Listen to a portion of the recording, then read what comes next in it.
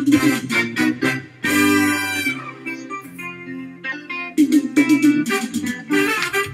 yeah,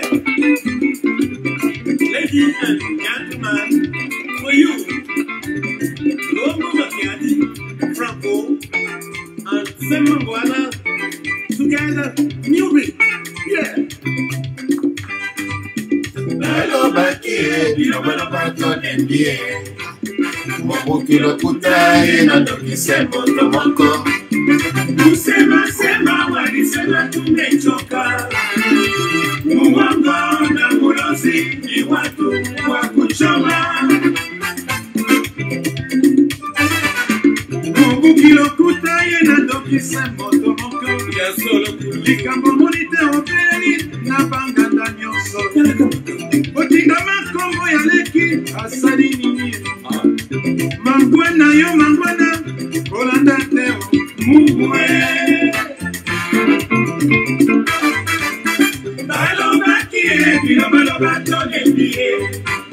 Mobukilokuta yena ndoki semo tomoko. Sema walisema tumechoka, uongo na ulozi ni watu wa kuchoma. Kujulikana kumeka kumwana mboka, ukiwa janti kama mshedo wanashangaa. Ukitembea peke yako wanasema wenjo mbaya. Kujulikana kuna mambo wangu wetu Franco wakwe. Balobakie bilobaloba tonekie. Mobukilokuta yena ndoki semo tomoko. Sema walisema tumechoka, muongo na mulozi ni watu wa kuchoma. Rafiki yake ananie Wewe mangwana, usiwafate, endelea jamani. Ukipata tabu omba kwa Mungu. Merci na bandeko nyonso to oyo bozali kolanda biso na Facebook, ba OEP bazali kolanda biso na radio na ba onde mosusu. Na pesi bino mbote pe kimia ya nkolo nzambe eyeba kolekana kati ya mabota mabino. Lelo toye lisusu awawa toye to solola na bandeko nanga ba congolais pe ba congolaise. Mama nanga Kibibi Mfura Mbote, Kibibi Mfura Mbote, Kamba Diego Bambote ya tro, Mère Bijou Bambote ya tro, MG Leoni Bambote ya tro. Bambote na bandeko nyonso tu bozali kolanda biso toyaka na radio lisolo po to solola. Tozwaka batango na biso koya kosolola koloba eza po tolingi mboka na biso Congo. Tolingi yango lobby tozalaki na émission na biso oyo elekanaki lobby awa. Likambo ya muzombo to angolais oyo afingaki ba congolais, peut-être ezalaki ou bien azalaki na problème na un congolais de souche. Alors boyebi epai na biso ezalaka kaka kofinga yango to lobelaki yango lobby likambo ya angolais oyo afingi biso ba congolais. Mais na kati ya mafinga wana totalaki yango tomonaki ke na kati ya mafinga biloko ebele alobi eza vérité, mabe nde afingaki. Alors na bandeko balandaki biso lobby oyo bazalaka ba fanatique oyo balingaka teke soko sali mabe ndenge tozalaka na radio lisolo soko sali mabe doga ko reprocher yo de son père a ko reprocher yo mutubo ya ko reprocher ya ko lobake non o lobby mabe. Mais congolais lingaka ba loba malamu ata eloko wana ezali malamu te. Yango moni ke soki mboka na biso Congo ezali ko avancer te parce que biso moko ba congolais to lingaka ato sali eloko mabe babetelo maboko. Mais soki mutu ayebisi yo kaka ke oh non osali na yo eloko yango osali eza bien te. Ah, place wana ofashe. Place wana ofashe olobi mais mutu ayebisi nga boye aza contre molema. Mais bandeko na nga tolingaka bayebisaka biso vérité. Ata yo mutu ozali kolanda biso linga soko osali mabe mwasi na yo ya ndako ayebiso ke no papa na bana eloko oyo osali mabe basalaka bongo te. Ndima pe senga mwasi no pardon po akorige yo. Ndenge tozalaka na ndako mwasi na mobali, c'est-à-dire mwasi azomona mabe oya mobali, mobali pe azomona mabe oya mwasi pe awebi soki papa na bana eloko oyo lobaki yango bien te ou bien eloko ba utiliser yango bongo te. Mais na biso mwasi akoki ko corriger yo pe te, basi ya sikoyo mobali a corriger ye atomboki fala tikanga bongo. Voilà, to mekaka kondima eloko oyo balobi eza ya solo ndima. Lelo toye na sujet na biso oyo likambo oyo eza ko régner mingi na kati ya communauté na biso. La médiocrité. La médiocrité ezali ko régner na kati ya communauté na biso. Okoyoka mutu nyonso tu médiocre. Yango toye epai na bino ba auditeur pe ba auditrice. Bon meka nanu ko différencier ou bien bon meka ko définir médiocre ezali nini na ba langue sika bino bofandi.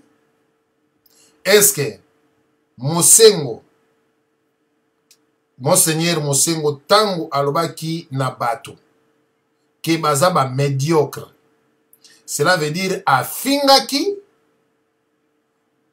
soki ezali kolobela mutu médiocre eza kofinga ndeko ozali kolanda biso soki okokota te me clavier na yo o expliquer biso médiocre eza kofinga to eza kofinga te. Il fallait Mosengo aloba nini. Yango sikoyo toye na sujet oyo ya médiocre. Bon, tomeka kosala comparaison entre fou na médiocre. Congolais azali kote nini na biloko mibale tozoloba. Peut-être Mosengo abosanaki eloko akoloba. Congolais azali médiocre ou bien azali fou. Ba politicien bazali ba médiocre ou bien bazali ba fou. Na lingi bandeko boza kolanda na monaka bandeko ebele tobeta masolo ya mabala te kaka mabota te. Parce que tokomona ba Congolais na yebi te résultat na yango ekobima pe kaka lelo. Tozomona ba Congolais ebele esika o bazoloba maloba ya malamu bango bazalaka te atali boye desi vaza mwasi moko apakola baproduit te azala mabele na tolo te atie manzaka te eloko nini ko atirenga. C'est ça biso ba Congolais tolandaka esika oyoyo omoni mwana mwasi afai na ndako ne azwi suki ba meshe atondisi na motu abandi koloba atie manzaka wana kozokoma kaka oza kitoko yo te oza canon mais likambo wana soko landi pe ezali ta mosu koswana ya basi bango na bango alors yo okoti na eloko wana. Lelo bandeko na nga tomeka kosala différence entre médiocre. Yo mutu ozolobela mutu médiocre. Est-ce que médiocre eza kofinga? Bon, il fallait pas utiliser nini. Yango na sujet oyo médiocre na fou. Quelle différence entre médiocre na fou? Esengeli bafinga biso ou bien cardinal soki Monseigneur Mosengo soki cardinal Mosengo aloba fou ou bien aloba Congolais aza médiocre. Alors, la médiocrité. Tout le monde, tous les Congolais est médiocre. Bon, siko, dans quel paradigme? Tolingi toyeba. Bino bandeko bozolanda biso batama yele tolingi. Tout le monde a un clavier na bino. Parce que bato balanda mission ou bazape bato balekinga na ma yele musika. Loko na suka école primaire. Mais si j'ai on a yango, bon meka kopesa, est-ce que ceux qui balobi ke oza médiocre? Oza, eza kofinga. Bon, topesa, fou na médiocre. Bakoko loba congolais, to focaliser congolais to koki ko tchaye na côté nini. Ya médiocrité ou bien côté à fou. Ce qui te dit que congolais, to ko tchaye na côté à médiocrité, alors to définir médiocre. Ce qui te montre que congolais to ko tchaye côté à fou. Batama boma, cela veut dire to définir pe côté batu ya maboma. Parce que peuple ou yazanga mutu, cela veut dire aza mutu oyoyo akufa déjà. Alors bande konangai obozali kolanda ngai sikoyo na Facebook pe na Radio du Solo na tuni bino motuna kaka différence ya médiocre na fou. Babenga congolais médiocre ou bien babenga congolais fou. Médiocrité ya congolais za wapi, fou ya congolais eza wapi. Nako kene na lombango, na meka nako pesa ndeko nanga dompe invite nkanga, o meka ko expliquer na mwa bonkutu oyo yo yebi. Bandeko boza kolanda ba clavier ebeta, ebeta, totala mitu na bino etala. Bon, na tanga na ndeko. Ah là là là là, merci. Alors, toke pa ndeko dompe invite nkanga topesi maloba. Toyoka intervention na yo. Congolais, aza médiocre ou bien azali fou. Quelle différence est ça entre médiocrité na mutu aza fou? Ok. Matondo mingi de côté souvent. Mbote pa bande ko baso azali panda biso matango oyo bana nyeso Radio du Solo. Bisika nyeso kutani bipai na bipai ezali ndeko na bino moninga na bino ya na bino leki kulutu papa epa mosusu ndope kakanga ndeko tesi obi motono beni ezali eza mwa lolenge eza difficile à répondre yango mais tokoluka totala yango ndenge ezali so tozali kolobela likambo etali médiocrité na la folie, tout le monde peut définir. Moi, un peu tout pour le bagage du Congolais, c'est gagné. Voilà. Sur le taille, voilà, médiocrité, ils ont la mini, genre, il y a un qui a cotation, par rapport à référentiel, valeur. Oui. Vous avez insuffisance, na kati na ma qualité, moko. C'est-à-dire, bon, voilà, ma qualité à moi. Ce qui ma qualité, c'est mini, excellence. Donc, on doit exceller à l'équité. Il est bon, il est juste, il est droit, ça, loyal, il est excellent. Bon, ce qui, il peut être mais par-ci, par-là, comment moko ezangi, bon, il a mentionné très bien. Ça dit très bien, c'est-à-dire que a eu presque nyoso, mais un excellent a eu nyoso.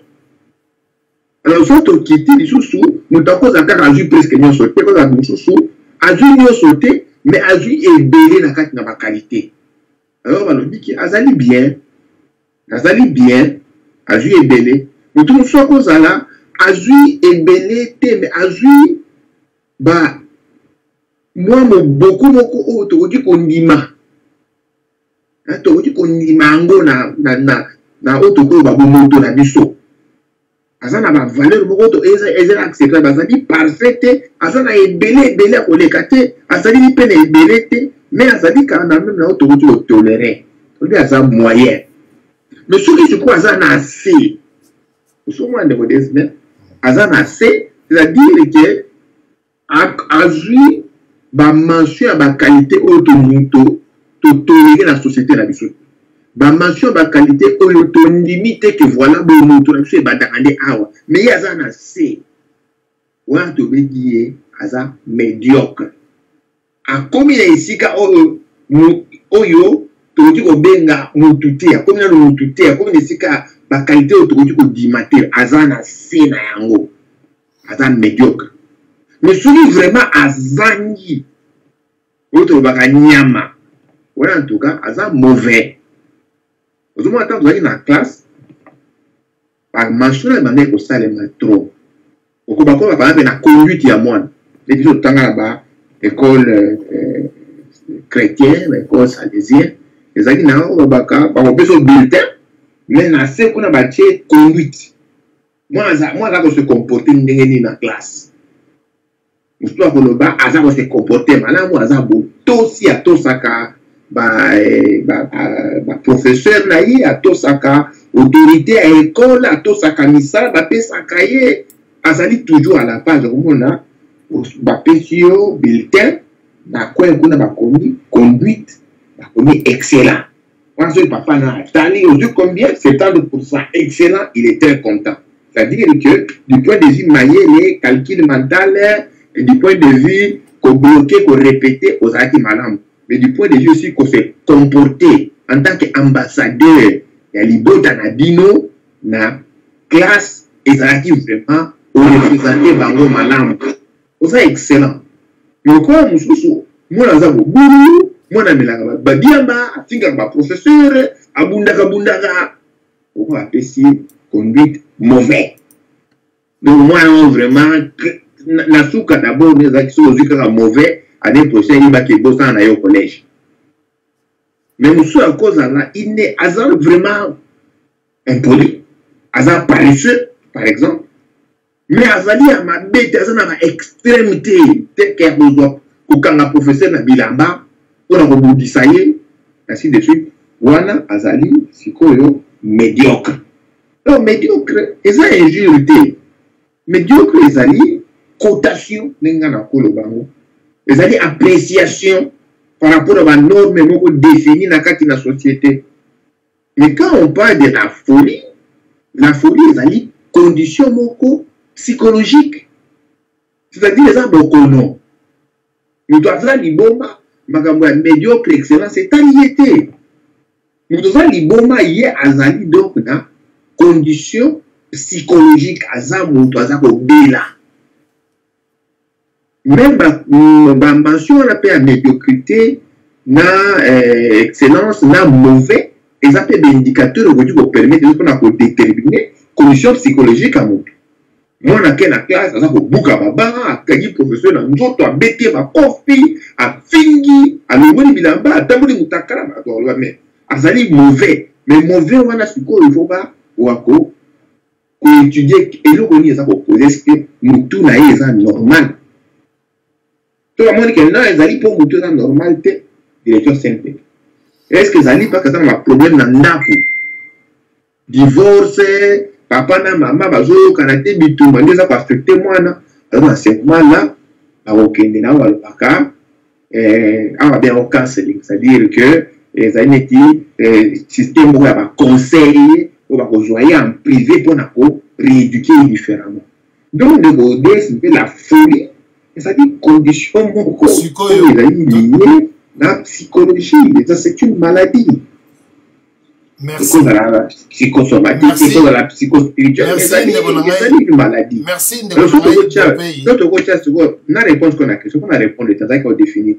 Surtout que tu as Congolais à Sawat. Oui, Congolais à Sawat. Et c'est moins difficile. Vous souhaitez te dire que les Congolais gérés par des fous.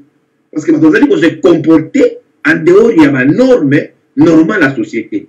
Mais, tout le monde n'est pas fou au Congo. Donc, mention, ils allaient dominer le Congo. C'est la médiocrité. Les Congolais, ils allaient dormir dans le biloko, ils allaient exceller mbokate, ils allaient tomber la mbokate. Ils allaient tomber la yé, ils allaient tomber la libota na yé, mais ils allaient tomber la société na yé. Par rapport à la société, ils allaient atteindre la norme oyo. Et kokite qui pour que société naïe et quoi tout bon donc il est médiocre. Merci.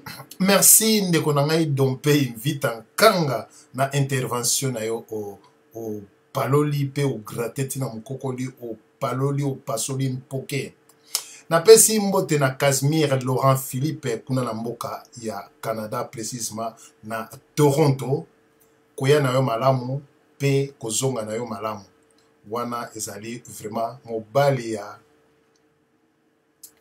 ya collègue na ngai tozalaki ne mwana lycée du 27 octobre totanga na ye mobali na ye a voyager aza a côté wana pesi mbote soki po zongi pesa Geralda ba mbote ya trop ndenge ozali kolanda biso merci pe bon voyage.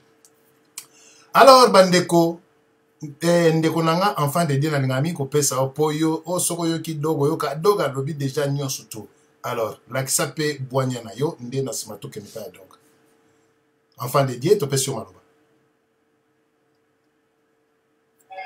Merci Papa Diana Namalobo Pessingaï. Bon, là vous avez un peu direct dans le sujet où il y a ceux qui commencent à aller médiocre, toi, à Moutaliboma.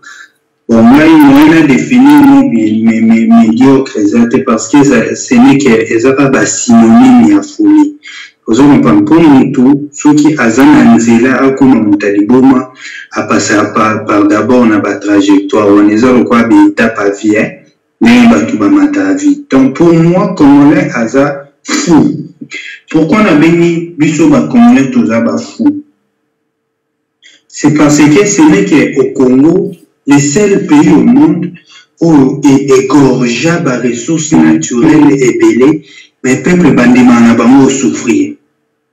Peuple bandima balinga na bango balinga kutu te ko avancer. Ce n'est que le seul pays au monde où zomona batuke ce que momi ba idée nouvelle ba holuka ba boma yo pona ba idée nouvelle noana. Pour moi ndenge ndeko ndope ya outil ko développer Papa Diana les Congolais toujours souffrent d'une haute maladie mentale. Cette maladie mentale est au-delà de la médiocrité. Donc on est des fous. Pas nous, mais les pays, les Congolais du pays, ce sont des fous. Le ndeko wana oyo awutaki ko décrire wa ndeko oyo ya Angola ndenga awutaki ko décrire, mais c'est tout à fait normal. Tous honnêtes exemples. Ce n'est que dans un pays de fous, un monsieur comme Wiranson a comme un candidat na député à qui la peuple na parlement. Un monsieur a binela masanga, a yembela masanga. Abinisa basi na bakaleson abo ayemba donc ba bêtise na ndemo ya kosaka na te réflexion 0-0-0 et voilà c'est le monsieur qui a représenter peuple na parlement dans le niveau du peuple congolais. Il y a un monsieur américain qui a posé un combo na yo à Lobaki ce que mon peuple bazo pona ba dirigeant bazoba c'est le peuple wana ba momo bazoba vous comprenez. Ce qui le président actuel Joseph Kabila a au pouvoir, le président qui est le président le plus bourri au monde, au Kokata, au débattre, journaliste, journaliste à Makaswan. Je pense que c'était à 2011 ou 2012. Voilà le président du peuple, des peuples congolais. Tala ba leader politique ya peuple ya baba ya ba Congolais bazwa o baba binela na balanda na sima ba Shadari ba vie Francis Kalombo ba vie Zakari baba tala na siko yo bisara est-ce que peuple wana aza médiocre que peuple wana aza fou zo niveau ya batu ndenge bateka ka dignité na bango na intellectualisme na bango pona kaka kodimbela na sima bakumba ba pona kaka kofuka mela batu bafia bango $100. J'ai jamais vu dans ma vie un peuple qui aime s'humilier comme le peuple congolais pour les pourboires. Oui, mais qu'un papa de 12 enfants, un papa de 60 ans, au cours somba même mémoire na yeso pesera à $50. Ami kitisi on dirait so kindeni. Ata zana mbongo na donc ce n'est que des fous. Peuple congolais Papa Diana to chango na mutu. Les Congolais souffrent d'une maladie mentale. Un peuple qui ne sait que comment cultiver des problèmes, qui ne sait que comment freiner son frère à avancer. On souffre, toujours souffrir. Ceux qui t'ont dit que papa Diana. Voilà les pays, comment est-ce que ça marche? Oh, bah, Belge, qui m'a payé. Belge batiki ya biso Congo. Siko bisanga. Le Congo des Belges au babaoka tabako qu'on a biso maboko na le Congo actuel. Congo ni l'équipe bien. Merci na zonzi maloba. Merci. Merci ndeko na ngai oyo o paloli o gratter malgré soit comme ça ba vérité oyo paloli na kokene na lombango pa ndeko dog life si je na biso ezali wana bimisa mpema na olakisa bwanya na yo pamba te makambo oyo tozoloba ezali vérité oyo ndeko na biso enfant de Dieu alobi nalingi nabakisa na nteme natika na bandeko baloba po okundoli ndeko na nga dog life kundola totala toyoka yo. Merci. Ouais, merci papa DSV. Mbote na batu nyonso mbote pe na yo moko vraiment nazalaki épaté ya koyoka ba définition ya Ndompe apesi sur médiocrité na kozala fou ndenge kolobaki ne bandeli nazalaki vraiment épaté mais eloko emélange nga moke ezali ntango ekomi ke ndeko a posé diagnostic. Merci bandeko bo comprendre. Na comprendre tembala moko ndeko a posé un mauvais diagnostic. Pourquoi? Parce que esprit à diplomatie. C'est comme Monseigneur Moussengo. Monseigneur Moussengo, c'est un grand diplomate. Oui, voilà dog life. Pourquoi? Parce que ça, Seigneur, il y a une grande église, et puis voilà. C'est comme ça. Il faut avoir une limite. Surtout quand il parle des choses à l'état, en public. Peut-être un accuse, Monseigneur, Oloba, mais la nenga public, à Oloba, la limite, de façon diplomatique. Et c'est ce que j'ai reconnu chez Ndompe. Et papa DSV, il faut reconnaître que même moi, je dois reconnaître que moi, médiocre, on a trop. Mais c'est justement aussi de façon diplomatique. Parce que les gens ont un dog life. Ma semaine, on a dit la vérité, la fille. Et bon, moi, ce que je suis moi, diplomatie,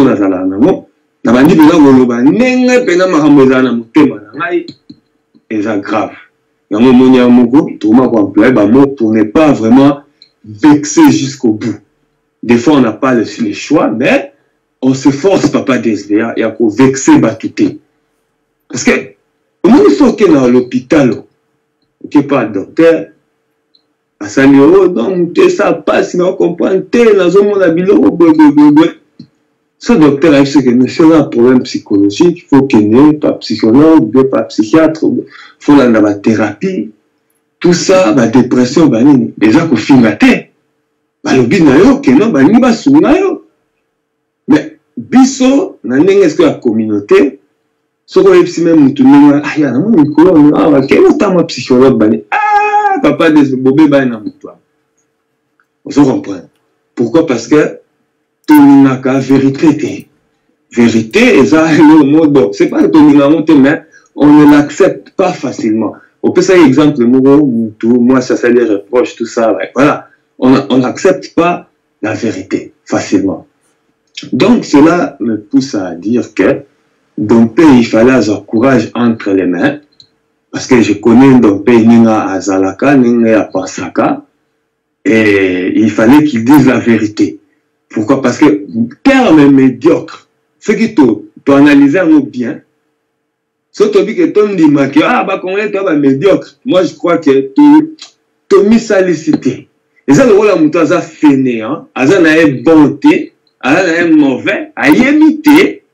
Parce que ah, t'es, simba, simba, foncé, caca, t'es, il faut s'en crier, il faut peine bande la peau en moté. Moi, papa de spécial, moi, j'ai fait l'armée et je fais la musique aussi. na arba ko sarate na armée pe ko ya teke o po yo lingi o pesi ba discours te il faut koka. Pourquoi? Parce que risque zali o tcha baninga mususu na danger.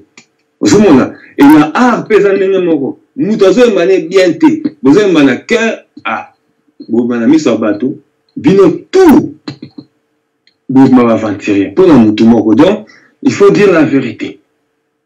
Un médiocre, c'est quelqu'un qui est juste en dessous il y a moyen. Dans un musika tena moyen. Donc ils ont venant danger.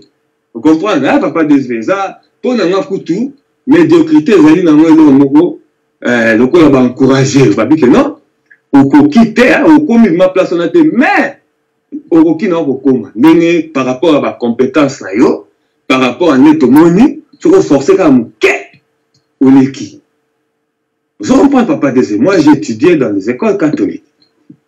Bah collège Bogoto, au petit collège EP2. Voilà la référence hein.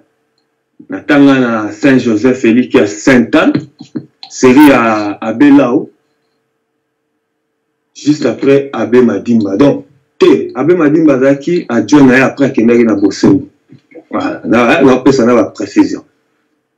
Et il y a un père, nous on est côté, que non, excellent, bon, médiocre, mauvais, très mauvais. On comprend donc, si on a vu la médiocre, et ça, moi, les couleurs, va mauvais, là, va très mauvais. Et puis, après, médiocre, maman, au monde, ne va pas moyen, ce qui.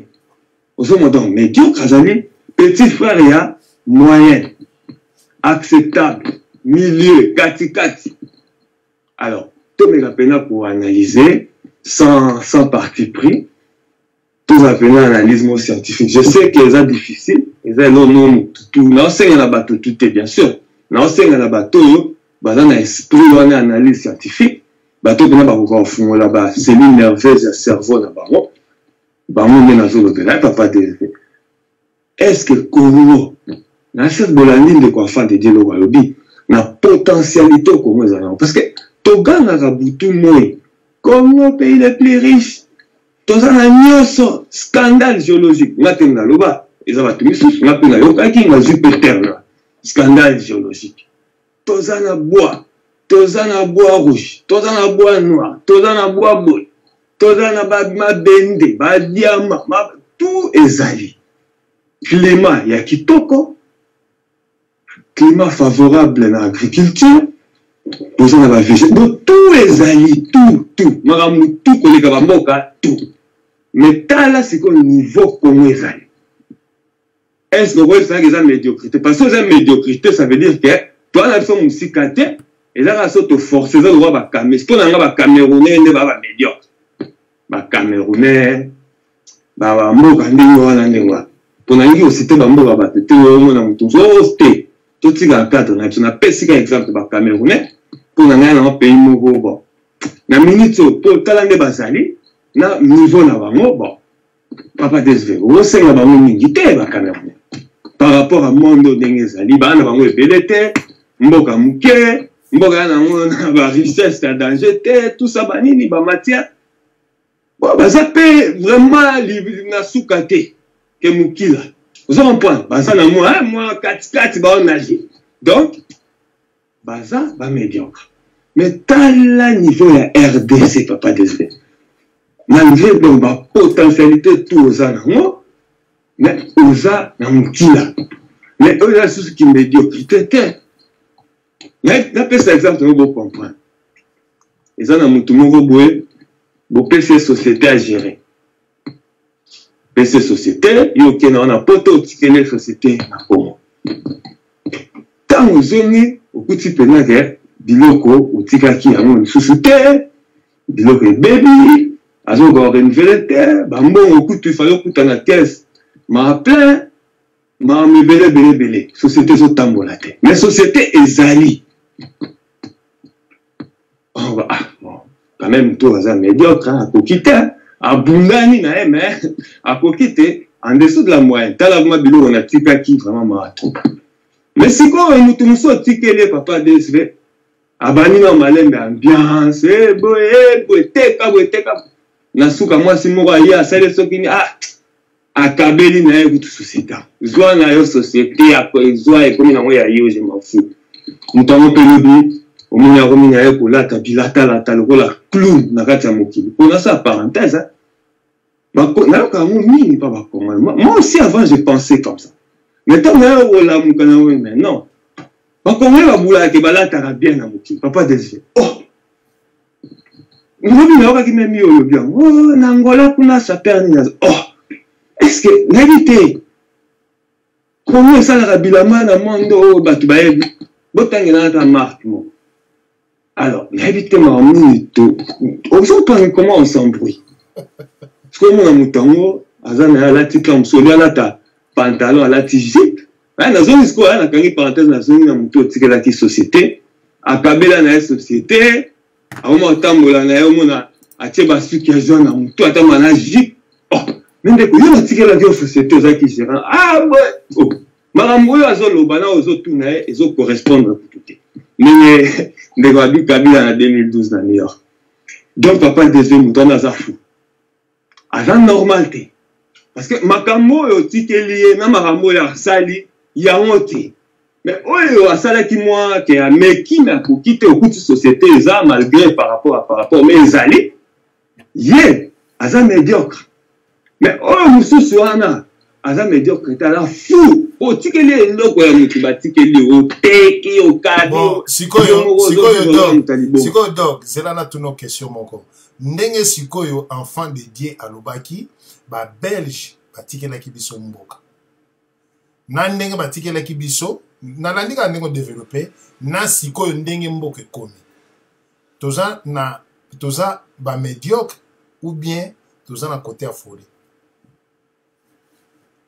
Bon, omoni soki lelo ekomi boye papa desve po ezalaki boye te ezali système kabiliste oyo ekosuccéder système moboutiste nde ekomisi bato boye donc mpe alobi folie ezali motu soki aza malade eza teke aza motu mabe asali mabe te aza teke motu il faut bomboma ye mpo aza na malade non il faut kolinga soit kosoigne ye et puis côté hors d'état de nuire au cas où maladie nae et kokiko ça na ba dégâts collatéraux dans la société. Donc les Congolais il faut soigner. Oui, il y a des gens qu'il faut qu'on soigne bango et là ça rabino ba Congolais oyo ba masse critique comme ça to benga ba médiocre belé il faut que bango en quarantaine hors d'état de nuire. Bango ba ko représenter les sous Congolais partout dans tous les domaines à quelque niveau que ce soit. Un médiocre ne peut pas parler comme Congolais. Il faut aussi qu'un Congolais azali excellent, il est à vous représenter les Congolais et non le contraire. C'est ça le problème.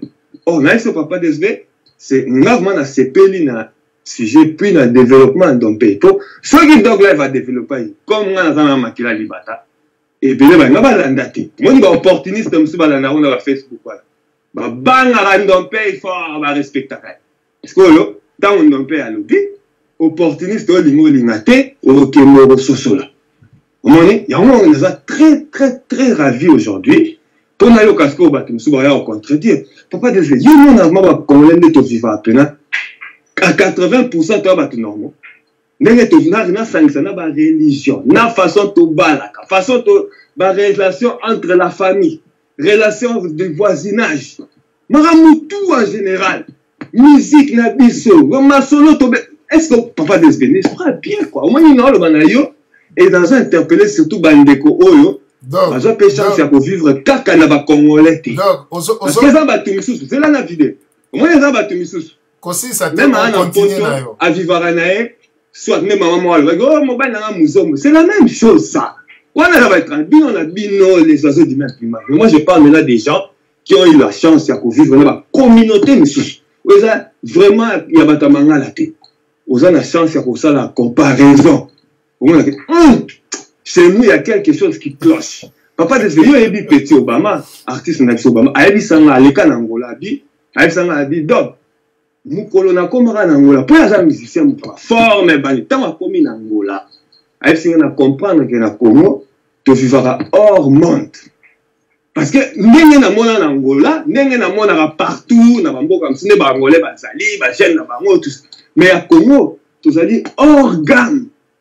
Papa des ceux qui nous ont interpellé du sauter. Ce n'est pas la peine. Merci Nazong Simalo. Nabanzi dog life akewapi dog life. Webi na kanisi lisu de son père tango olobaki olobi vraiment des missions mususu mona muta chene ba beauté alati ba mesh ba biloko tout eloko azolo bezanga mutuna makolo. Mais au moins, les Congolais sont nombreux. Ils nombreux. Ils fandi bazolanda. Yo mongo tcheli, ozo comprendre te eloko nini oyo mutu azako loba. Webi, ndeko nanga de son père lobby, ou interpelenga, na meki pe kotala. Na moni effectivement ko. Donc, si j'ai oyo, il faut ezala na côté moko biso to sali. Pour na meki tango lobby eloko, monde to sala awa. Soko lobby to luka to contredire. Webi peke na kei peko, na tangi kombo te yomo utanga. Natali, mais eloko ya malonga zoloba te, mais soko tali ba 150 personnes, 250 personnes. Siko, na se poser ma question. Est-ce que bateau baza ba médiocre ou bien baza ba fou? Bon, et si ka bazolo ba maramba malamu, Kongola tchera bito ite. Mais si ka bazolo ba marambo eza na importance te, sans bénéfice, ekodike pe te. Mutu moko bazo finga mutu moko boye. Mutu moko azolo ba po ya lati kitoko. Mutu ye moko simbi télécommande azo finga na ndako na ye boye. Ache miziki ya seki, ache ba rouge à lèvres, ba Congolais ba tondi, bazo landa. Ba descend. Mais des choses vraies. Yango bomoni makamamboka na biso, batu miso bakenda ko lobelela biso. Parce que biso ba Congolais, okuta biso na ba bar, na ba restaurant tozolia, esika oyo biso to trouva keza malamu. Bar, kolia, na basi, na ba ekobolo. Yango moni na kati na Kinshasa, ba bar nyonso tu ya Kinshasa, ndenge tozo yoka, eza kaka wana. Ba pesa onso ba kombo ni na ebite de son père, soko yebi, le na peso maloba. Ba pesa onso ki kombo moko boye, na kati ya bar, eza na ba mesa mo fandi donc mulili. Hein? Ou les bar biso to eba ke bar ezalaka d'éclairage, mais oyo wana mulili, ba pesa mo kombo moko boye na bandi général wa kana okanga batu. Donc kaka wana esika Kongola lingaka. Ah, bomela biso mwinda, biso lingaka mwinda te, bomela biso mwinda. Ah, te, pona nyo che mwinda, biso lingaka mwinda te. Peuple oya lingaka mwinda te. Mwinde katana awa en Europe, awa, kure katana kaka. Balabala mulili, oka nde batu ba déclarer. Mais Congolais peuple oya lingaka mulili, lingaka mwinda te. Pona nini, azala banzela ne. Toyoka nanu lisusu intervention ya ndeko nanga de son père l'homme à barbe, mwana mayele, toyoka ye, ndeto kokola lisusu. Merci. Merci, M. Desve na opesanga maloba so okoka mikona yo. Tango bandeko bazoloba, donc na kisali na ngaka exercice moko simple na kena mot médiocrité eza adjectif eza non balobi ezali moyen. Donc batie définition balobi qui est au-dessous de la moyenne et le mot eza insuffisant. So, par exemple, un salaire médiocre. Donc, c'est une simple définition. Hein? Donc, c'est na définition, il y a mauvais. Adjectif masculin, balobi, qui présente un défaut, une imperfection essentielle, qui a une valeur utilitaire, esthétique, morale, assez mauvais. Donc, balobi, que bon, selon ce que tu as définition, on a ligne, donc tu vas comprendre que médiocre, ils allaient entre mauvais, na bon. Na katika tuana médiocre ils allaient.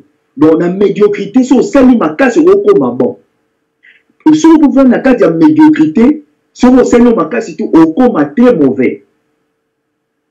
Dans astuce, vous comprendre. Donc, là, on a PC moi et nous qui donc médiocrité va na 4. Tous allez na excellence, tous allez na bon, tous allez na médiocre, tous allez na mauvais. Donc médiocre vous allez na 4 entre mauvais na bon. Et si vous allez ma casse, vous comme bon. Si vous allez plus ma casse tout, vous comme mauvais. Donc mauvais dépend des pires là-bas pire. Mais éco-photo nani Monsengo, vous allez écouter moi gentil.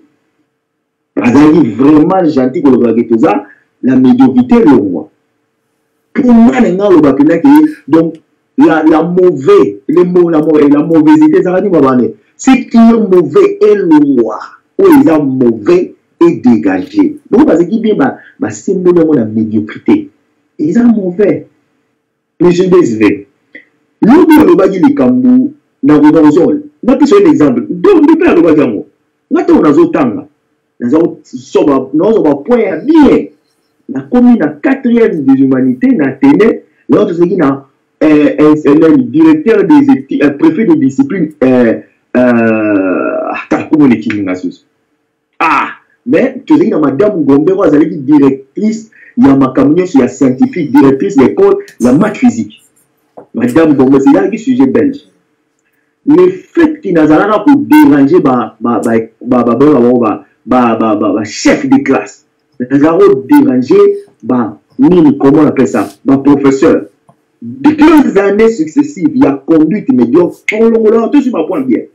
Dans une classe, point d'anglais a dit très bien, n'a passé, la classe n'a passé, mais le fait qu'il n'a pas dit 2 années successives, conduite d'anglais a dit maintenant médiocre. Pour nous dire, comment on a la liste à bavard, nous avons le bâton le temps, nous avons dérangé chef de classe, professeur dans l'hôtel, mais là, on vis-à-vis, on gagne là-bas. Conduite médiocre, on passe au temps à ce soir. Tu es obligé de partir. C'est comme ça que ça marche. Pour nous, on a perçu exemple, il y a un lobby contre lobby au Bagiawa, hôtesse, mogo na 4 avions, mogo asimbi hôtesse. Il y a moi si angolais, si on a plutôt le son je m'excuse. Alors, à Mouton Azumi l'Angola, Bakangi, je bois pour prison pour pour empêcher que dans 50 ans, d'autres jeunes étatent des discours semblables à celui-ci, lors de cérémonies rappelant à quel point nous avons tous une responsabilité. Ok. Tozalaki, il n'y a pas quelques semaines avant, le ministre Bayagina Kabila à New York, ministre soit environnement, il y a un ministre environnement. Il y a une délégation Kabila dernièrement dans la congrégation à New York. Ministre wana azui Uber. Na kata Uber wana, moi si mon film azali déjà na kata Uber wana, chauffeur azali otika na place na ye. Chauffeur a tout unifié na zui mutumogo est-ce que vous dérangez yo na zo mutango et puis si on a zui mutango yo na tiko de bosso mutuana na tika ya trabi il y a pas de souci. Ministre a kota na kata Uber akuti mwasi na kata na sima voiture. Koko ta koti na kata voiture et le cas qui quelques minutes était à 6 mois sur na mopende. Il a mis ses alara ba été awa fille ngala ya noir américaine azali na mipende alatini ba ministre asimi fiona na mipende fiona zipola embata pa pour awa na États-Unis ezali sexual harassment ozo sala nga ba vance ni wana na yebi yote ozo muta famille na tata soki na yeba kiyo nazo permettre ote nzaka na nga otushata mupene na ngoma ministre. On parle pas des gardes des corps, on ne parle pas de la délégation de January, on parle d'un ministre d'État assigné, comment on appelle ça, une étrangère, la carte Uber. Est-ce que vous na radio, na RTNC, na Congo, tout le monde mais ici on en parle. Moi, ça qui vous porter plainte, na police, police tombaye, comment on appelle ça? Ministre a déclaré immunité, parce qu'il y a un passeport diplomatique parce que ah ezala ndenge wana soki moto abrandi kaka passeport diplomatique a déclaré immunité diplomatique police ezoloba susu te wana ekombaka mosusu donc wana esenga il faut nous contacter FBI so contacter nini donc et comme ba makambo ebele donc police abi ya azako sa société moto a présenté passeport diplomatique John n'a pas quota na avion zongane sans problème mais moi si wana siko donc azo c'est la mo tapage na la radio somo lobi comment beaucoup permettre bato prédateur baya na mboka na biso bazana ba passeport diplomatique baya aussi ba biso facilement comme ça il y a des pays à tiers monde bazo ya ba si ba biso facilement na esprit ya bonyama c'est ce sont les termes qu'il a utilisé esprit ya bonyama parce que ba nimo comme basana le ba nengwana sans permission ni nae a jump Nicolas Motu et un animal à la bande où ça va marquer. Mon isiko place dans un na PC exemple pour le loba toza dans un état mauvais. Dans le loba kutuko ce qui en dessous il y a mauvais alors que s'il y avait un terme il y a cotation en dessous il y a mauvais toza penza même en dessous il y a mauvais. Siko tu médiocre siko na faux. Siko médiocre na fou puis tozo bien autre voilà siko place ina go différencier na ozwa makambo pe alobaki na contredire enfant de Dieu fou ezali état mental on va appeler ça un moto on qualifie fou parce que bah c'est le diagnostic moko comment on appelle ça, médical, par rapport à la psychiatrie, par rapport à la psychologie à moto, bah bien moto l'état mental naie à la fou. Médiocrité ezali état mentalité. Médiocrité ezali l'exercice de son père. Zela nazo tuno kaka mutuna. Tolobi ke moto yo basali ba diagnostic na état mental na ye ba monike azafu. To mekana ko sala diagnostic. Yo ba koti na ndaku na yo de son père, ozana mwasi no na bana. Moto arraché o mwasi ayibi biloko nyonso ya ndaku akei. Ofandi ozoloba te. Eza lokola kaya mboka na biso ba Congolais. Olie to loba au lieu de ça les locaux, biso tozo préféré to kima. Alors psychologiquement, mentalité ya peuple congolais. Toza ndengeni, toza batu moko oko, toza na genre nini. Toza ba médiocre. Je ne pense pas. Na yebite, mais quand on coupe ça ba réponse na mutu na tuni. Oui. Tozo ke na ndenga ki, bozo ke na ndenga ki fou. Oye bato tout ba ebi ke basali ba diagnostic mais to ke nango politiquement na situation ya mboka na biso ndezo omoni tout bolobi na bino bien diagnostic bato ba yoki ba yebi mais siko na situation ya mboka na biso pour mingi to solola politique politiquement tozali bato ya genre nini pour ceux qui to lobaki ke ba bolobo o to bengi ke ba gorille o ya minene wana doga lobaka bazana moi discipline bazana mwate me bazana discipline bayebi ndenge ya kofanda na bango me mutu oyo nzambe apitie mopepe lisusu ayebi so bomba nzoto na yo zala boye me bato yango toza kose comporter babolobo kutu baleki biso bon sikoyo bato wana tokolobake baza ba médiocre na fongoleli bino débat bazali ba médiocre baza na moyenne ceux qui basali makasi bako réussir ou bien baza na côté ya bato baza bata maboma il faut ba mema biso place à la pisiate na pesio malo bon nazali kosala analyse nanga par rapport ya ba définition et tactique de mots na ligne na opesa ngo caractère ya métaphore nazokende nanu na ba o ba bengaka basé sur ba déclarer moto fou moto sera fou sera que pas ya psychologue alobate que moto wana za médium alobate moto mentalement il est fou mais santé na ye mental ils a médiocre ils a bien tout ils a mauvais Donc, c'est tout à fait normal, il y a pour nous dire. Mais on a ça là, rien que par rapport au mot, pour notre fondation, et ça, normal, tu es un fou, toi.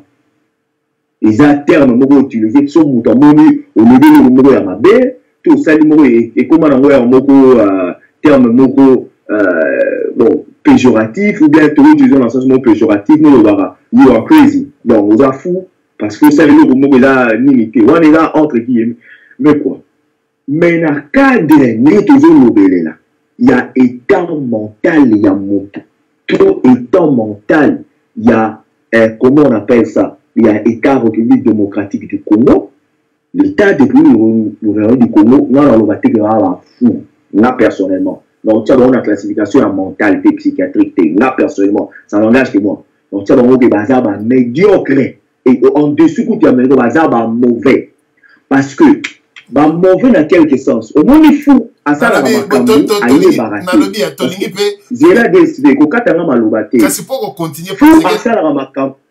Zéla DSV, ozo beb sa makambo, menazo loba. Faut à ça, ozo tanayo. Faut à ça, la makambo, à y baraté. Parce que état mental, na yé, eza mabe. Par Congolais, ce sont de mauvais nakati na bango. Na mitema na bango ba fouté, na mutu na bango ba fouté. Ba yebi makambazo sala bazo sala ngo na nko. Mais mutu bazo sala ngo. Mutu ayebi likambazo sala. Parce que ozo katanga na peso maloba. Continue ozo katanga na peso maloba. Na zong selo maloba po osekizi ngolobi ke fu mutu azosala likambo azoyeba te. Wana tout à fait normal ezala wana eti mutu na ameli masanga. Mais mutu azoyeba likambo azosala. Mais d'autre part wana za mafu koleka. Na yebi te. Na zong selo maloba. Au moins ozo katanga siko makambo ngana loba kutu okimiza ozo gade. Yo mo loba kaso ba peso maloba opesi ngama loba ozo katanga okati ngai. Mais c'est décidé. Au moins mutu aza mentalement aza na disability na mentalement aza azo fonctionner akoku kozwa eloko moko alie azoyeba te ke soko na lie eloko oyo edétruire nga parce que cognitivement parlant akoku aza na habilité te ya koye kodistingue oyo ezali bien to eza mabe. Mais par rapport à moto aza mauvais médiocre par rapport état na biso bayebi ke koyiba eza mabe mais bazoyiba kaka. Bayebi ki bapesi euro corporation américaine bapesi 10 millions de dollars pour esunga ba hôpitaux. Yo yibi 9 millions 500 tiki 500. On ça la ngo conseil. On yebi ki nous ça les amabe. Nous ça les mokara. Mais tu es un mauvais. Tu n'es pas fou. Tu es un mauvais. N'ayez te place dans nuance dans zone mozala. Fou à ça la ma. Fou on mona voiture les oya boazo kata mo azi bateke voiture les oya. Ou soit tu fais aller au niveau les quatre. Mais mutu aza mauvais, aza na état d'esprit, aza na consciemment, mentalement, aza juste. Sur un moni feu rouge, il faut atteindre pas lui des rouge. Sur quel niveau les canapes que nous tout à voiture nous parce qu'ils ont qui m'ont donné a commis mauvais, azo sala makamu consciemment, conscience n'est ça là. Mais il le fait kakapona azwa intérêt d'ailleurs à détruire les autres, c'est un mauvais plus qu'un mauvais. C'est ça la différence. Merci. Omonika po ba terme yango kaka po tozolo bakaka ba terme français. Omoni yo soko koti lobi ke oza ko loba tam susu métaphorique, ozwi yango na métaphore. Bon, omoni ba terme to bimisaka, obino bo bimisaka, métaphore, algorithme, métonymie, boli ozaka ba forme wana, mais boye ba rappel, bolo bela ngo na lingala po ba congolais ba ye ba rappel bien parce que ndenge bozo ba forme wana ba baza ko yeba te. Donc tu as un monde oyoyo, tu as un problème na population, tu as un problème na biso moko ba congolais, tu as un problème po to yeba raté. Moi minorité kaka ba yebi. Mais minorité ba yebi ba to ba yo kaka bango te. Ndambo ndeko nanga de son père alobaki atali mutapakoli bani nazo chandeko moko a komelinga pe a mama na biso kibibi alobi papa DSV tika ndeko de son père alobi likamba malamu ye pe amonaki place moko bato bazo tale belé bolimbisa tozo nga sijika place moko bato bazo lande belé alanda amoni congolais oyebi boro nchincha soki nchincha nayebi yango te batirki bamelaka basigarete na bango atie boye soki batiaka boye ezala na molangi ebimisaka milinga donc fille wana atie yango kaka azomela na ye na whisky nazobimisa milinga donc bato bafandi ebele bazolanda ye soki 70 personnes donc congolais alingi eloko eza sans éducation sans morale nde alingi yango nakende natala nazongi nano epai ya ndeko dog life napesa ndeko dog life maloba nayoka nano osote ngai deso nasote ndeko dompe tokoma ozala ta mosusu osote opesi boye na boye nasote bon sava zwa maloba kasi batoto mingi ndeko dsv en tout cas débat eza intéressant nakanisi bandeko baaccuse ngai ya eza accusation te quoi c'est-à-dire baapprécier nga na sens moko ke naza diplomatique je ne vais pas vexer les gens ainsi de suite non ndeko dog na ndeko alekaki ce n'est pas ça vraiment but ezali te ke ya kovexer bato mais ezali ya kolinga kozala correct par rapport ya langage omoi ndenge ndeko de son père alobi awa un fou ndenge alobaki ezali état moko psychologique lié à la médecine. Vous bakokanisa bakotraite mutu un fou ndenge ezala meme na poto soki mutu ya liboma abeti yo par exemple libanga bakokanga ye te parce que azali irresponsable par rapport ya action na ye il est malade eloko esalisi yo ezali aza nde kobela. Mais moi je pense que peut-être à la place il y a des termes durs, pas toujours des termes durs, bien que d'accord quelque part dans le but que médiocrité ils allaient quand même trop gentils par rapport à la situation à Congo et à Congo. Mauvais, oui, ils allaient aussi un terme qu'on utiliser. Mais moi je penserais que le terme idiot est plus approprié. Parce que idiot, ils allaient terme beaucoup définition la chose simple, c'est quelqu'un qui est dépourvu d'intelligence, quelqu'un qui est dépourvu du bon sens. Vous voyez, dans une circonstance particulière, il agit de façon irréfléchie ou maladroite.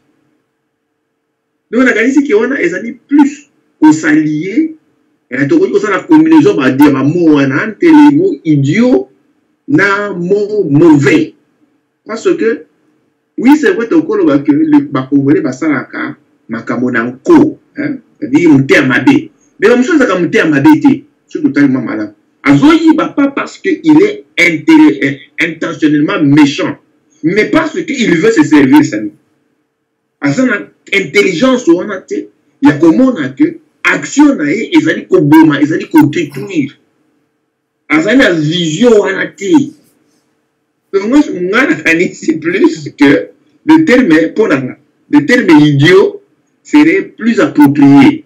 En tout cas, l'élite intellectuelle congolaise, malheureusement, a souffert d'une idiocité macabre, une idiocité mauvaise, une mauvaise idiocité, voilà. Une très mauvaise idiocité. C'est-à-dire que, on a quatre mauvais, mais mauvais à cause de l'idiot. Parce que, par exemple, comment vous pouvez comprendre un pays le plus riche en tout, climatique, du point de vue climatique, vous êtes trop riche. Vous avez 2 saisons. Vous pouvez récolter pendant toute l'année. Du point de vue de la terre, Kolobaté, la terre est fertile. Du fait que vous pouvez récolter toute l'année, il pleut toute l'année. Si au sud, vous avez la saison sèche, au nord, c'est la saison de pluie. Si au nord, vous avez la saison de sèche, au sud, c'est la saison pluvieuse. C'est-à-dire que Maï Nabino, ils allaient toute l'année à Rotonda. Bozangi Maï, sol. Bozangi Bilia, sol. Bozangi Nyoso. Sol. Écoutez, il y a un problème. Ça, il faut qu'on dise, c'est-à-dire, nous sommes un problème. Nous sommes un problème. Oui, c'était la gouvernance, oui, c'est d'accord, oui. Et la gouvernance assurée par qui? Par les Congolais qui sont des problèmes eux-mêmes. Donc, on a gagné ici que, bien que tout ça pour éviter que le terme dur, parce que les Congolais sont quelque part un peu trop sensibles comme un bébé. Vous l'imagez, le terme dur est vexant. Ils sont trop autoflagellation, patati patata. Mais quelque part, il faut avoir un courage, hein, et faire face à la réalité. Nous, condamner parce que je pense que quelque part, c'est dans la dureté de tout côté poli, tout côté douanier, dans la situation de Zanango. Ce n'est pas aussi dans la légèreté, pas même la légèreté, dans l'adoucissement des faits. Parce que oui, on dit médiocre, c'est-à-dire que si on a sali effort, on a comme un moyen, on a comme un bonté, mais on a comme un moyen. Alors, ceux qui n'ont moyen à bounder, on a comme un bon. Donc, un médiocre, oui, il a sali dans une position beaucoup délicate à Mabé, mais il y a plus d'espoir qu'à Kobo. Mais dans le cas de Congo, tu as dit Congo, tu as une position à Mabé. Tu as la position où ils allaient netité. Non, tu as vraiment la position à Mabé Makas.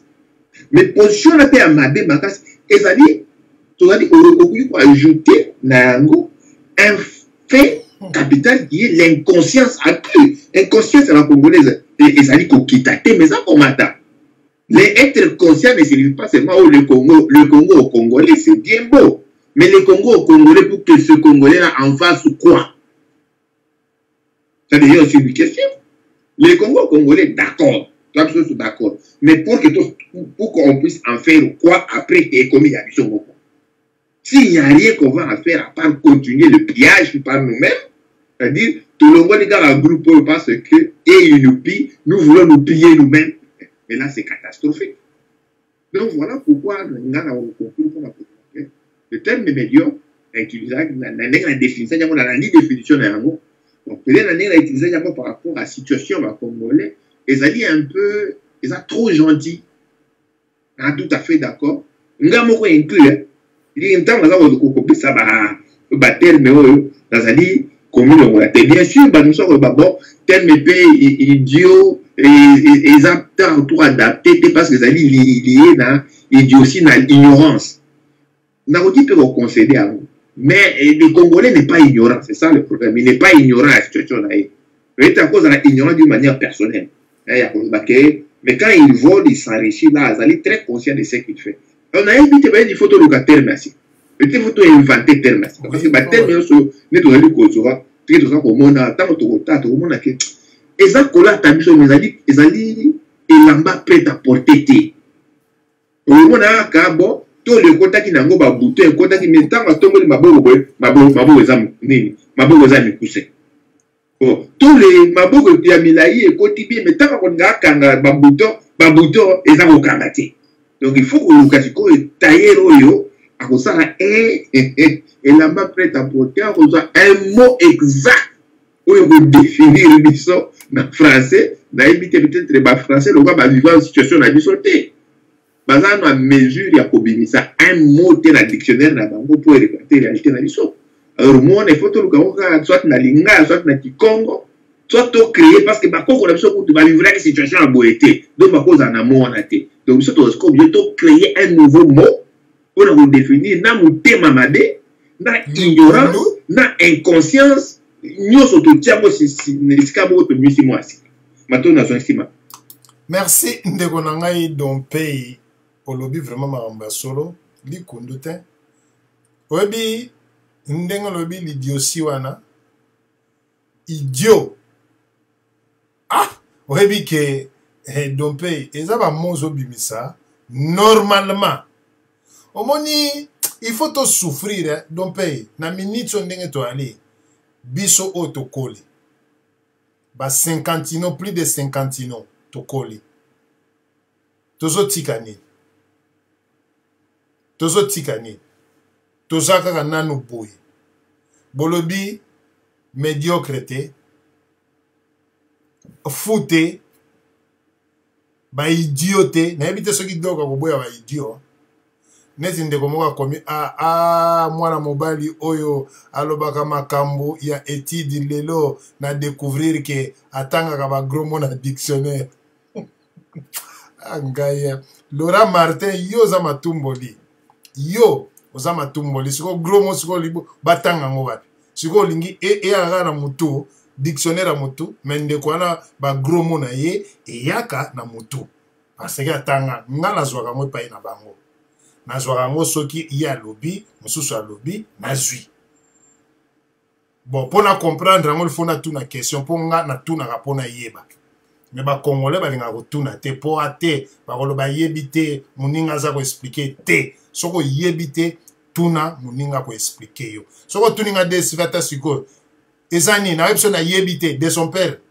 explike biso toyoka tokei donc explike toyoka eloko wana mpe bacongolais ezalaka te biso bacongolais toza bato toyebaka nyonso to mpe toza bagrand prêtre mais tala mboka na biso ndenge ezokende lidusu ndeko na ngai dog life napesi yo maloba nde na kozonga epai ya enfant de Dieu moto aza na question tuna de son père. Ouais, merci papa Désiré. Omoni makambo yango yango est-ce que kotanga ezali lisumu papa Désiré omoni kozanga koyeba moto alakisa yango peut-être na bageste ya mike grand docteur en droit, en médecine, en économie, en makambo nyonso tout papa Désiré eloko nini ezalaka ebele na ndako na banso ke eza balivre déjà atanga omona à un certain moment abengi su moko tala omoni naoyo aloba su makambo mosusu alobi okomprendre biso toyebi ndenge ezala po tomona yango comprendre que grand prêtre père et moi je peux na avandi agodéranger nga te elobi na moi elobi fona se ressourcer mais omoni yango bomoni te na 2018 congolais ayoki ke moninga na ye congolais ndeko alobi naoti kotanga na dictionnaire parce que toza na sujet il fallait naloba makambo avec précision okosaka bato non akosaka bato te ndeko yo monde peut-être ozala complexe eza ndenge wana na milieu ya bato mayele même ba Albert Einstein bazalaki na balivre ebele ndompe tikosalanga boye ndompe papa Désiré moni nga naza tout à fait d'accord je m'incline devant mot ndompe abimisi ya idiotie les idiots et naza tout à fait d'accord en fait na d'accord na baintervenant mais ça on a combiné intervention de son père na combiné ya ndompe oyo ya mibale omona ke toza en fait c'est un processus on comprend papa Désiré c'est un processus parce que même idiot na mboka kala idiot mutu mazali zoba boye tout ça bani so botiki un jour moya oboma mpona aviolaki mwana vie moko azalaka kuna boye parce qu'il n'a pas été encadré donc ezali processus de son père le bien bien bozalaki na bino au moins boye moi médiocre pas so bosali rien mauvais so bosali rien très mauvais so bosali rien oui ba idiot ba imbécile ba si toko ma place au moins que toko ma place moko il faut tout ça ba terme alors le terme fou ne finit dans un cas parce que nous nous proposons qu'il y ait une émission et puis je le prends dans les choses congolais même de ce père a dit you are crazy au moins on est dans les anglophone bah vite que aux fous bah que naki bah ça que diagnostic tout ça non ils allaient une façon de parler qui veut dire autre chose en fait il y a mon école qui métaphore au monde donc dans les choses congolais fou ils allaient terme générique. Tu vois, ils ont un mot générique, en fait, cela veut dire plusieurs choses. Mais quand on fait une étude, une analyse sociétale, toujours parler sur la société, quand on prononce certains termes, ils ont dit pour interpeller les gens.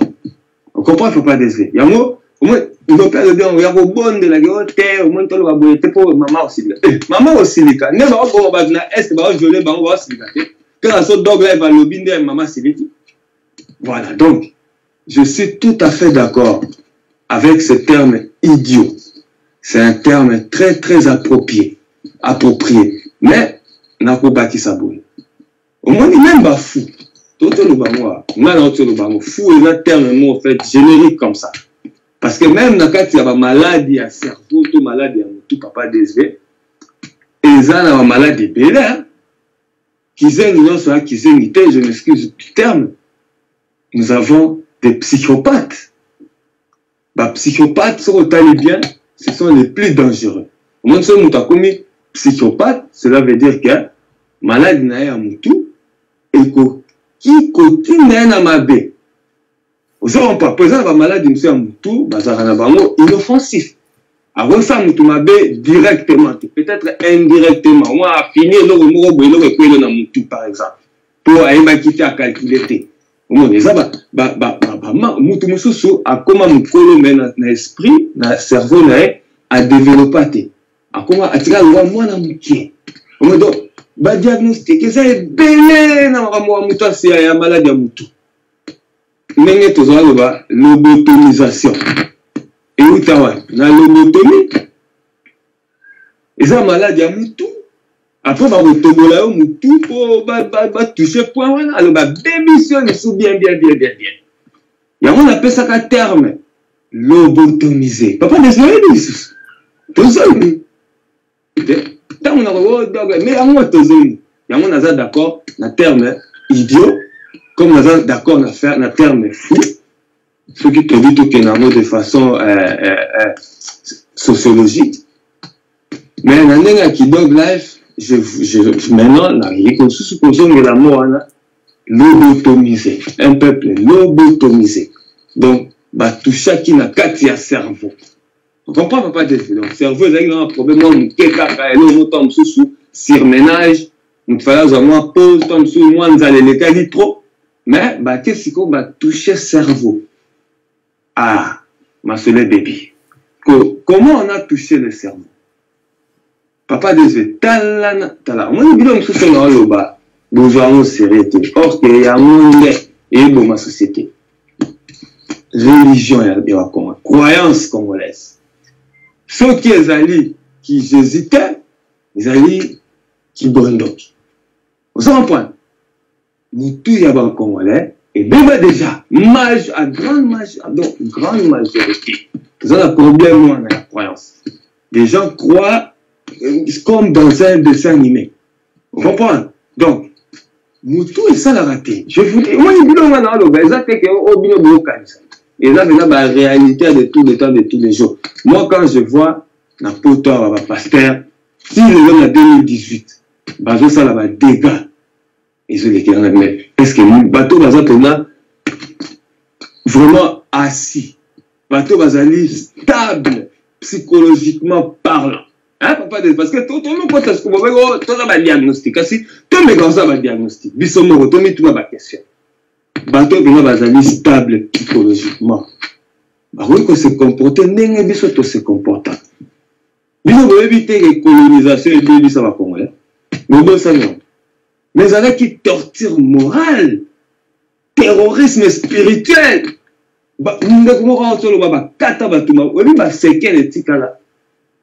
frustration du peuple congolais vivant. Indépendance, or que c'est la farce. Mais après 50 ans, libéré, après 20 ans, et vous voulez me dire que nous sommes normaux dans un pays où vous avez commis prêt à cannibalisme. Et nous avons dit que cannibalisme, peut-être qu'on a tout le monde a Libéria, on a Sierra Leone. Et ça, on a film, c'est la réalité. Et ça, c'est en Afrique. Papa désolé. Nous, sociologiquement parlant, nous sommes des zombies. Nous sommes morts, mais tous bougés non. Mais n'est-ce pas bien, surtout dans la vie, peut-être qu'on voulait. Bon, le peuple comment? On a qui t'atteint un niveau parce que nous avons ça qui Facebook. Oui, ça aussi ça fait partie. Donc, mais là c'est dans un matasigo likolo. Na tout ni pena, n'engue biso pena to se comporta. Boni bobo ya que colonisation, na traite négrière, na néocolonialisme, na capitalisme sauvage. Où est vos bousculer peuple? Bah toi na bazar normaux. Alors, si ces gens-là sont normaux, mes frères et sœurs, alors c'est que 200 mètres en normalité. C'est ça le problème, papa Desvé. Soyons, on y a. Mais avec la moindre poto, ce qu'on ici, m'ondélé. Donc, on a un commis, on a un surménage, un problème, que même on a psy. ndela ko ya solo bon on a mananga bilo mais yebisa congolais que nous mon apsi jour non mais ça rende on a des son pe mande fipena n'est-ce pas bien la fois nanga beta et s'il y a tout bemania maman ndekwana lo balanga boye na pesi exemple là ça façon parler OK na bité de son père a aussi c'est exemple là peut-être en silica peut-être en silica mais nous les Congolais en général c'est comme ça. Alors c'est un terme au fait qui doit nous interpeller. Tous ont été le rôle ainsi au Bangolais ba fini te répliquer ça n'a pas de sens. Oui dog life au moni marambo lobiko oyebi ke salinga na mawa et salinga pene sengo. Pour marambo lobby vraiment ouais ba termo ga bozo pesa ya ngoyo kaka na ozong selo maloba ouais bi ke marambo lobby vraiment ko oza na raison total nano mentalité à peuple congolais ata na Congo wana biso mo to mitala vraiment biso moko makambo biso to salaka na ndimité ata ba nyama ba ko sala ata ba pic meko baza na kati ya forêt hein na kati ya forêt kuna basalaka makambo ba congolais basalaka na ndimité to sekaka ba pic mais baza évolué te mais makambo yo biso ba congolais to salaka na kati ya Congo wana bien na kati ya Kinshasa wana mais te balukela ngo kombo wana siko to koloba nini médiocre au moyenne to koloba nini mais tala batu nyonso tu wana ba priaka ba église tonda ndako lekindako église lekindako église lekindako église mais makambo ba congolais bazali ko sala c'est impossible. Ndeko dog life continue. C'est impossible. Na habité Maramiso sala. C'est pratique. Ouais, donc au moins bilo mususu papa DSV quand on utilise certaines métaphores ou figures de style, en fait, il valent pour interpeller. Des fois, pour dire beaucoup en peu de temps, on a besoin d'utiliser ce genre de figures de style. Ou des fois, pour dire, mais on comprendre, il faut comprendre. En fait, objectif, c'est d'aller interpeller.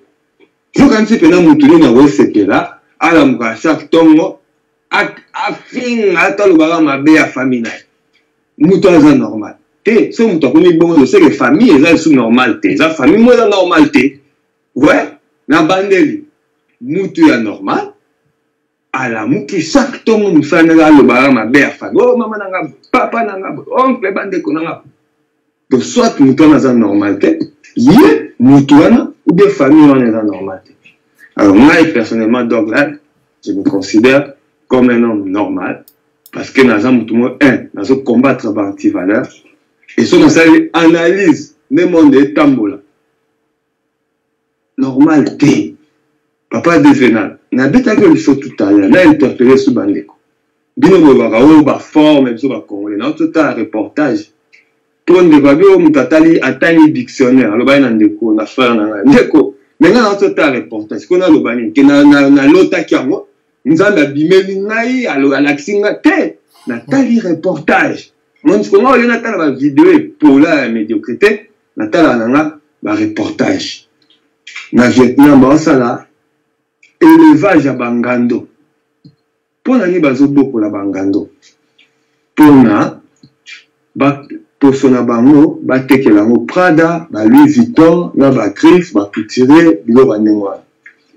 Il m'a lobé papa DSV.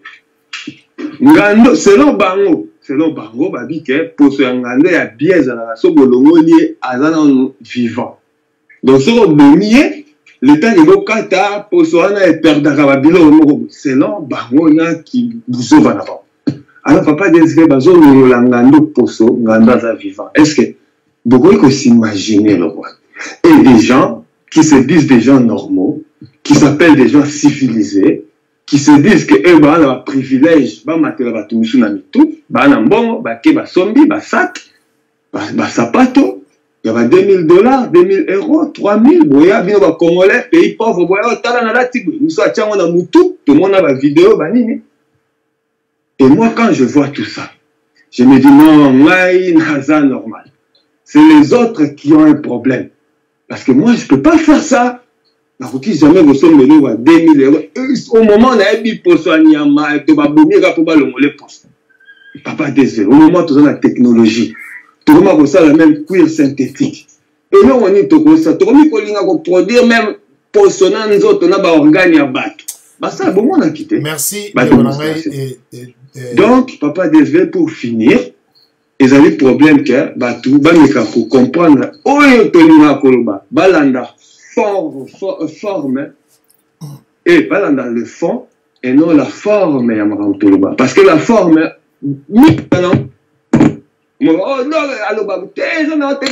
mauvais. Donc, le temps soit bon pour les cailloux. Mais il faut tout le la vérité. Et la vérité, des fois, blesse. Mais ce n'est pas la faute à la vérité, mais faute à la vérité. Merci, Papa Desi. Merci. Ce qui dog là, il faut apprécier exemple, bazo longola, ngando, posonaye, pour battre ka sacoche, basala, mon coton. Alors, au qui passe nangoa, ngando, total congolais. Congolais moko boye, maman moko boye, tata moko boye, mwana moko boye. Po mutuna kisasa ko ko bela maladie te ako ko kufa te po mboko ya ba idiot ya biso to utiliser ya ba fou soki mutakufi ba lei. Donc yo ko zana kin poza na mandefa pembo ko mukolo mutakufi na maladi ba bikete donc yo zana noko yo ka mtufo ba ndenge ya kufi. Bon totalement ba raisonnement peuple ngwa moto akufi, il faut le rôle la dog aza mokolo bien dompe na famille. Dompe il faut yeba nzela oyo moto akufi. Na yebite soki na mboka nini. Oyo batu il faut yeba nzela ya moto akufi. Moto soka belaki. Soki aliaki biloko. Soki eloko nini salié. Mais loko la kufi et pas ya congolais loko la dompe aza mokolo. Fallait akufa. Il faut dompe yeba maladi. Nzela moto ya kei po moto ya kokufa te. Bakozwa dompei na kini bozomona yango ha. Bazwi pine balatisi ye.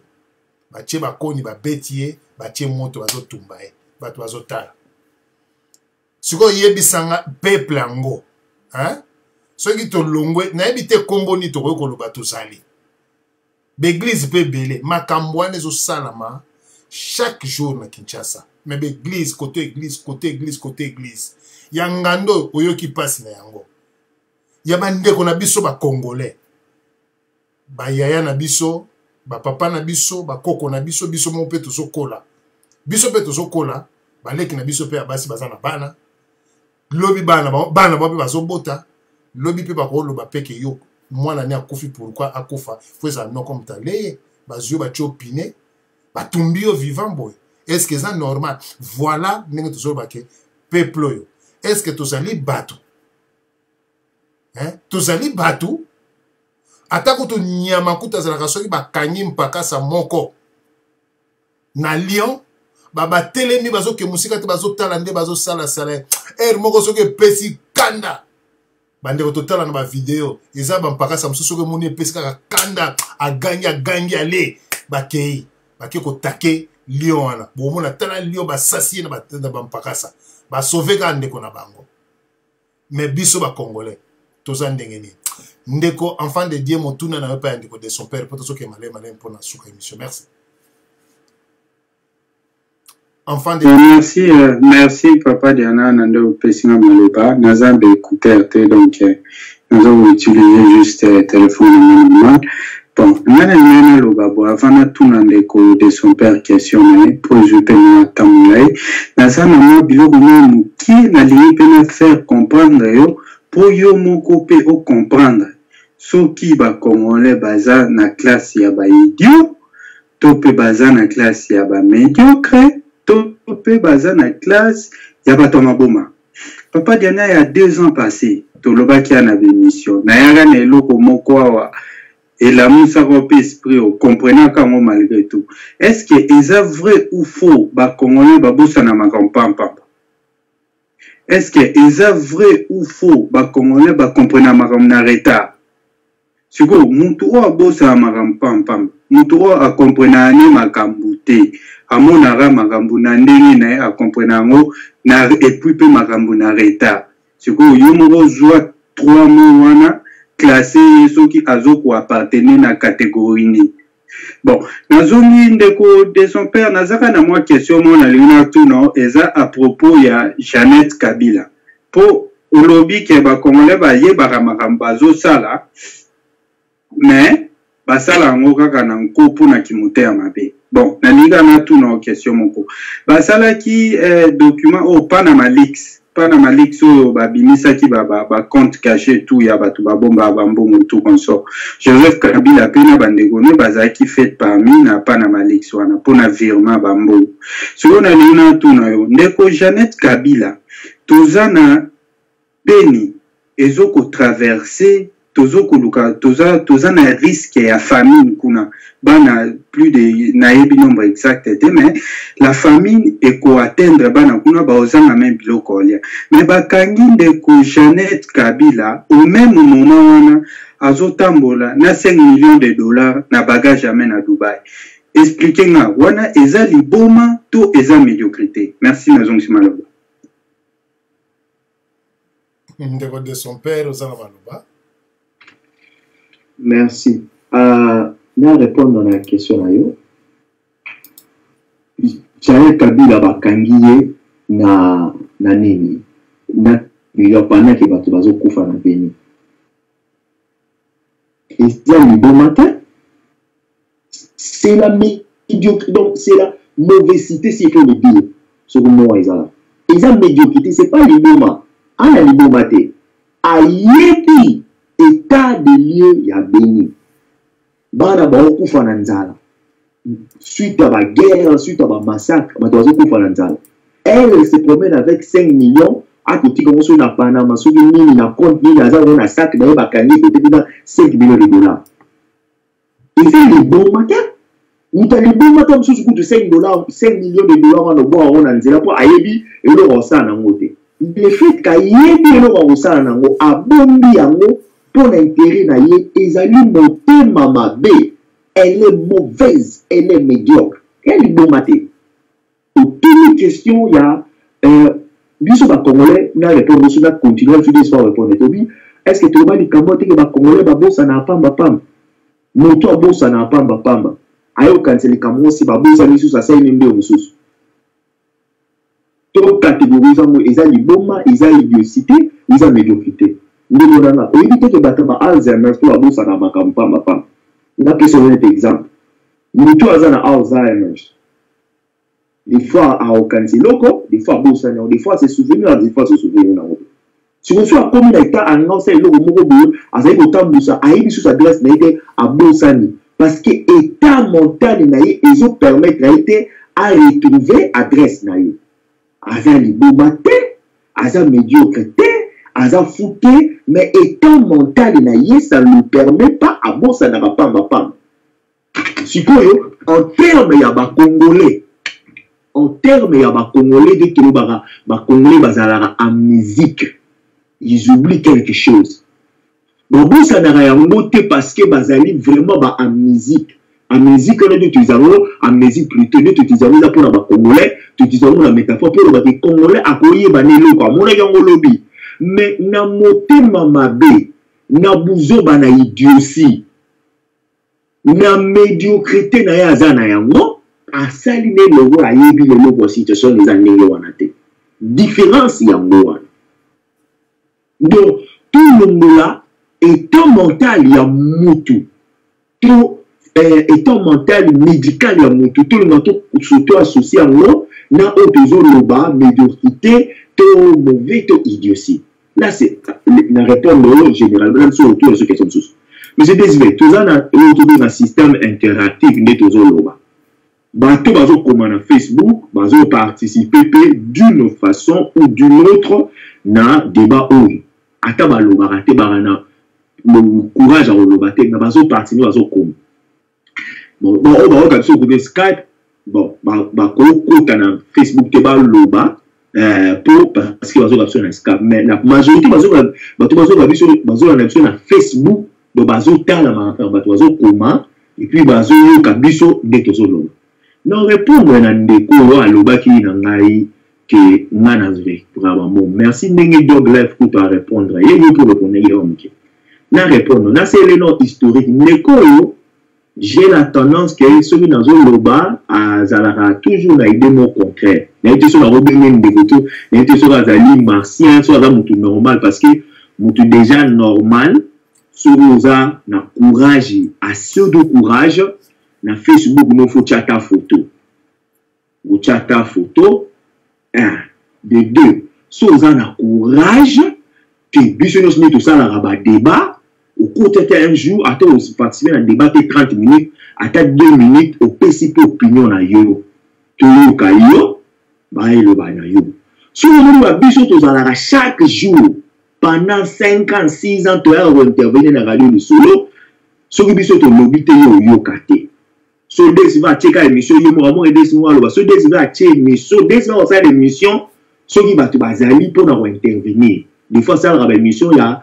Comment on appelle ça? Il y a ça, moko. Mais l'émission débat politique, chaque jour qu'il y a émission. Donc, sur l'émission de lobby, que tu le veux ou pas, sur l'émission de lobby, tu le veux. Donc, au compte à rapport yoka. Là, c'est un. Il faut avoir la cuillère au yoko, il y a au compte à peu loba. Le fait qu'on le raté, donc tu n'as pas de courage au ça la débat.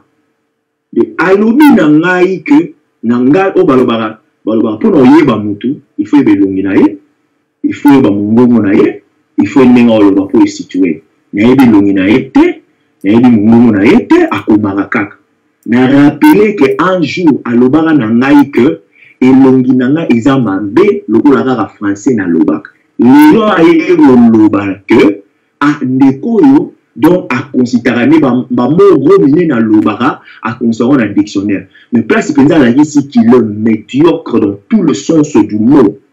Elle a vraiment médiocre, je le dis et je l'insiste et j'apaise mes mots. Donc je pèse mes mots, donc elle a médiocre parce que nous tous on professeur à l'université sur cours. Alors aujourd'hui on va parler de l'équilibration, aujourd'hui on va parler de la prolixité, aujourd'hui on va parler de la verbomanie, aujourd'hui on va parler du système à dictionnaire pour ça ce qu'on appelle la référence de ce mot. Si vous voulez le temps de sa voiture, il faut un manuel. Si vous voulez copier iPhone, il faut un manuel à iPhone. Si vous voulez manuel, il y a toujours un manuel pour faire une référence dans les choses que vous utilisez. Si on a français, on a langue, manuel, c'est le dictionnaire. Si vous avez j'ai construit le dictionnaire pour l'agronomie, c'est exactement, ça prouve que j'ai quand même une référence. A tout na ya lobi azana mona sala médecine a tout na mona na ye classe onyo soit tanga wana ba monyo sa lobara wana ya ba mot médical ba terme médical to ba mot utiliser to ngeno sala défense la médecine a utiliser nini kwa loba a utiliser ki papier ko na bango tikele bango na kinzamvwete na kasumbalesa na chimbulu to wapi pour bando sala défense la médecine. C'est pas qu'il avait utilisé le dictionnaire ou elle avait utilisé avec sur la mobile que moi elle utilisé le dictionnaire. Voilà un exemple de la médiocrité au vrai sens du mot. Pendant que les gens essayent de faire de débats, il y a des médiocres sur le plateau.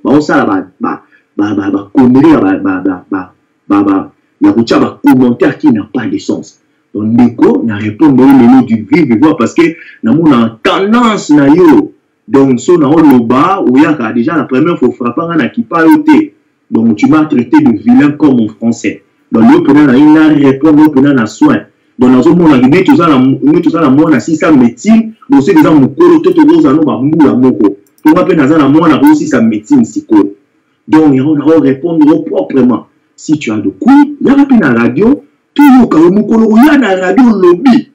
Lobby, penza, lobby, que ça, il peut thèse, opposer, débat, tu situé de son père situé audience situé pour de son père ça fait 56 ans à l'Oba na radio de solo bato bayebinga na mauvais français yo lobi nde ezali elongi na nga bato bayokaka bato bapresera nga a bon entendeur salut nazozonga na tanga oyo okoma na répondre oyo lisusu. Merci monsieur DSP. Merci na bandeko nyonso tu oyo bolandaki biso lelo ko intervenir eza don koloba eza don tout le monde va na makasi wana te kokoma eza pe don mais ko débattre eza difficile mpona bato bofanda na plateau bobanda ko débattre oyo alobi likambo contredire ye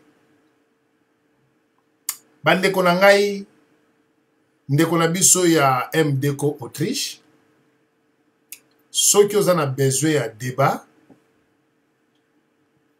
naza ko interpeller ndeko nyonso to parce que kokoma eza pe bien mais l'autre tozoluka ba débat na fungoli débat oyo amoni ki aza na besoin ya débat contradictoire na moto ya moni ki alobaka bien te a contacter ngai awa bato bakimaka te bokofanda na ligne bobetani po bolakisa bwanye na bino kojuge moto na kokoma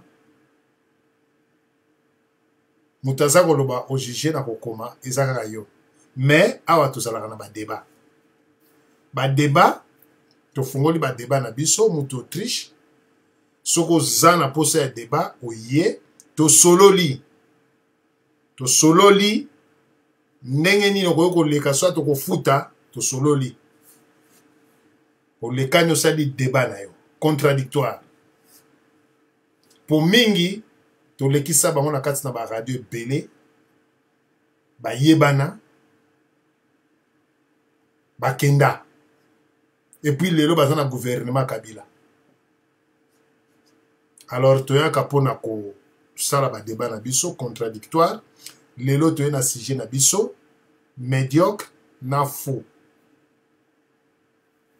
tosala comparaison biso bakongolais tozali wapi pourquoi tomonaka makambo me tosalaka eloko te todéveloppe ebele bino nyonso bolandi biso mais toyaka kaka kosangisa makanisi nyonso na bino oyo tolobi ezali ya mabe bobwaki oyo bomoni ezali ya malamu bozwi yango mpo kongo na biso ekende liboso ezalaki toujours ya bino TSV violence sur le foot de Fupertale moto toujours na kati ya bato nde natiki bino tokutani lisololi bobo bisi bye bye